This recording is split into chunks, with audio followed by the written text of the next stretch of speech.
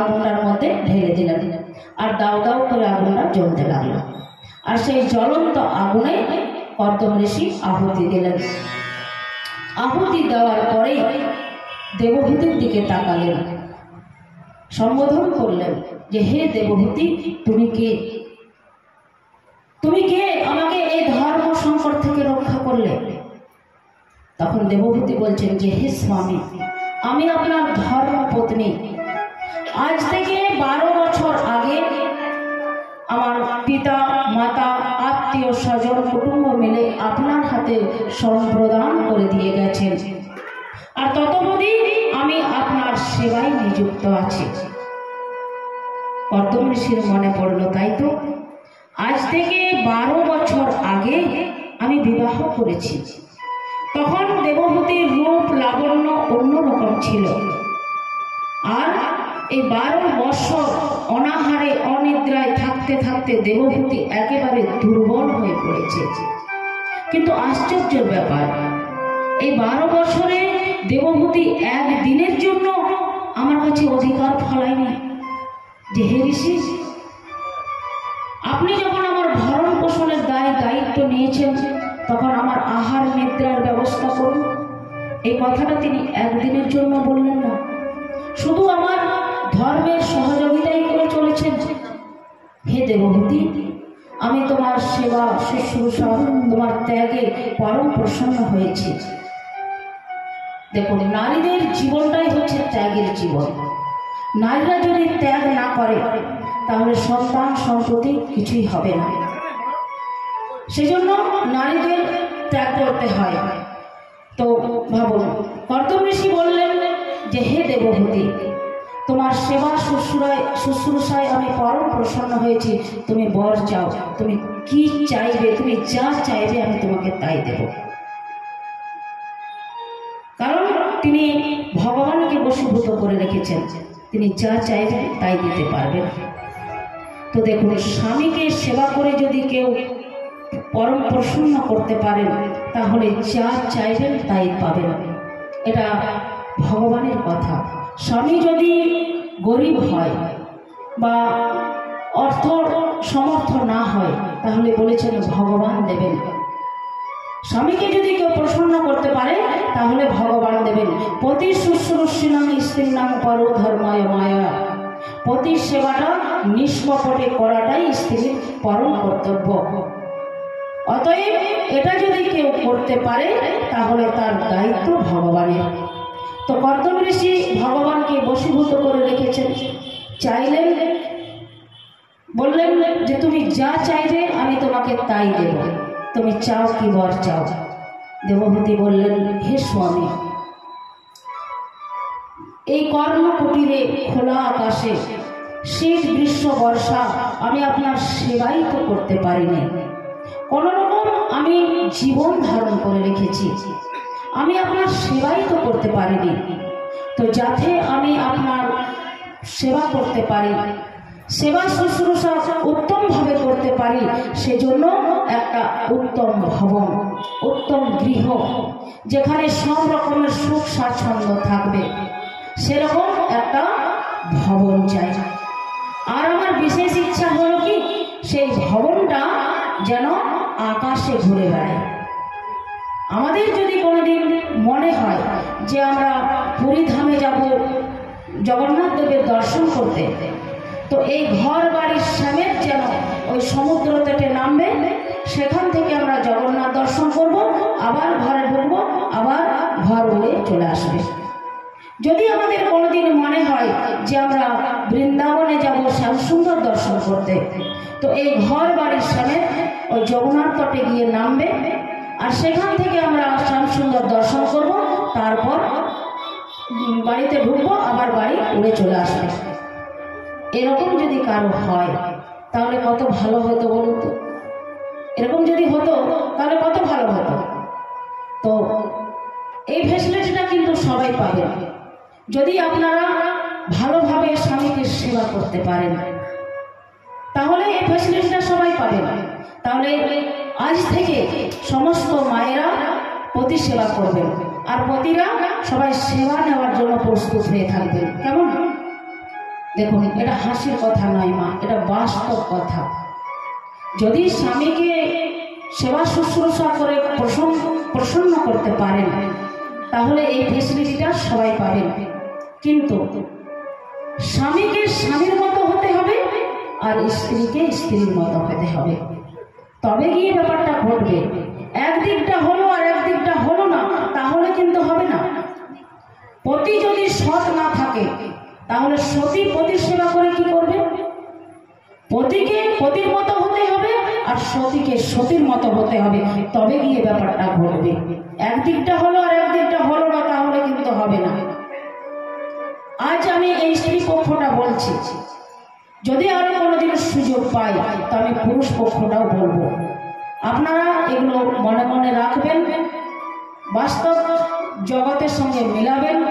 যারা এখানে এসেছেন আর যারা আসেন না, তাদের কাছে এগুলো আলোচনা করবেন আর আনন্দ পাবেন। এই যে আমাদের ছোট ছোট কথা নিয়ে আমাদের এত অশান্তি, এই অশান্তিগুলো সব চলে যাবে। আমাদের এত অশান্তি কেন? আমাদের যে এত অশান্তি কেন হয়? এই যে ছোট ছোট কথা নিয়ে আমাদের অশান্তি, ছেলের বাড়ির সঙ্গে মামলা মোকদ্দমা, মেয়ের বাড়ির সঙ্গে মামলা মোকদ্দমা, এগুলো কেন হচ্ছে? এগুলা শাস্ত্র বিরুদ্ধ। এগুলা শাস্ত্র বিরুদ্ধ। যখনই মানুষ যে কাজ করেছে, তখনই তাকে এই অশান্তি ভোগ করতে হয়েছে। সেজন্য শাস্ত্র শ্রবণ করা খুবই প্রয়োজন। কিন্তু শাস্ত্র শ্রবণ করবে এমন কার সময় আছে? ভাবুন, আপনাদের ভাগ্য ভালো যে আপনারা এই ভাগবত কথা, শাস্ত্র কথা শুনতে এসেছেন। এখানে তো আরো অনেক লোক আছে, কজন এসেছেন বলুন? তারা ভাবে যে এই কথাগুলো কানে ঢুকলেই বিপদ, তার থেকে ভালো দরকার নেই। তো কর্দম ঋষি ভগবান নারায়ণকে বশীভূত করে রেখেছেন, চাইলেন তো একটা উপর থেকে দিব্য ভবন নামলো। এমন দিব্য ভবন, দেখুন, যোগ তপস্যার দ্বারা যা পাওয়া যায়, বলছেন বাস্তব জীবনের সঙ্গে কোনো তুলনা করা যায় না। সোনার দরজা, সোনার জানলা, ফটিকের স্তম্ভ, যা স্বয়ংভূ মনোরও নাই, সেরকম একটা দিব্য ভবন নামল। যোগ অসহ্য অনিবাদী, দাস দাসী অসংখ্য, মানে সীমা পরিসীমা নেই, এমন একটা দিব্য ভবন নামল। বলছেন এই দিব্য ভবনটি স্বয়ংভূ মনোরও এভাবে নেই, সেরকম একটা দিব্য ভবন নামলো। এত সুখ স্বাচ্ছন্দ্য, গান বাজনা। সেখানে দেবভূতি কর্দম ঋষিকে হাতে ধরে সেই ভবনটির মধ্যে প্রবেশ করলেন আর আনন্দে মগ্ন হয়ে গেলেন। একটা ভজন কর রাধে মেনে রাখবে। হ্যালো,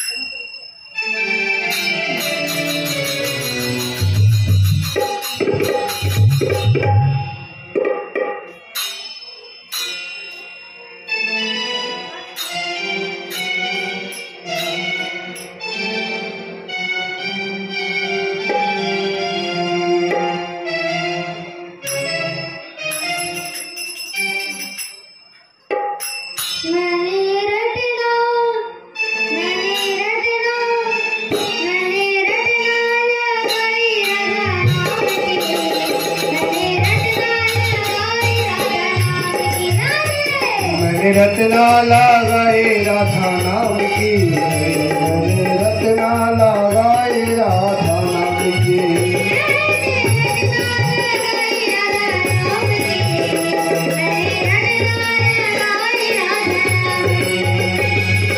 रत्ना लगाए राधा नाम की, रत्ना लगाए राधा नाम की।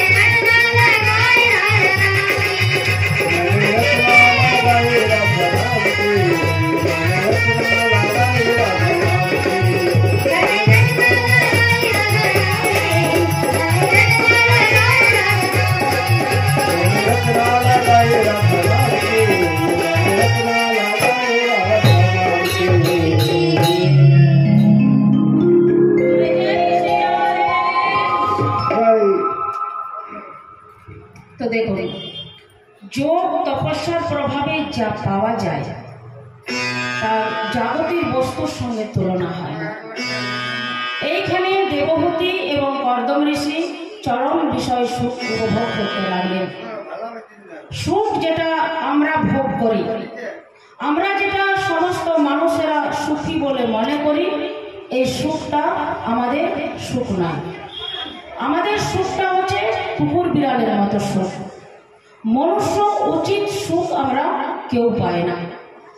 কারণ দেখুন, আমার ঘরে টিন টিন ঘি আছে, বস্তা বস্তা চিনি আছে, মাখন আছে, কিন্তু আমার আছে, আপনাদের আছে কিনা জানি না, আমার আছে, কিন্তু আমার প্রেশার আছে, সুগার আছে, টেনশন আছে। তাহলে কি হবে? দুধও খেতে পাবো না, ঘিও খেতে পাবো না, চিনিও খেতে পাবো না। তাহলে আমাদের যে সুখ, এই সুখটা কিন্তু সুখ নয়। সুখ ভগবানের কৃপার দ্বারাই, ভগবানের কৃপার দ্বারাই সুখ পাওয়া যাবে। তাহলে বলছেন, কোনো ভাগ্যবান ব্যক্তির যদি সুস্থ শরীর, নিশ্চিন্ত মন, নীরব দেহ যদি থাকে, সেই সুখ পাবে, না হলে কিন্তু সুখ পাবে না। দেখুন, খেতে ভালো লাগছে, একটু বেশি খাওয়া দাওয়া হয়ে গেল, তারপরে কি হবে? রাতের মধ্যে যাওয়া আসা শুরু হয়ে যাবে। গান শুনতে ভালো লাগছে, এক রাত্রি বেশি জেগে গান শুনে দিলেন, তারপরেই আপনাকে ডাক্তারের কাছে যেতে হবে ইসিজি করতে, হার্ট রোগ। তাহলে কি বলছেন? ভোগে রোগ ভয়।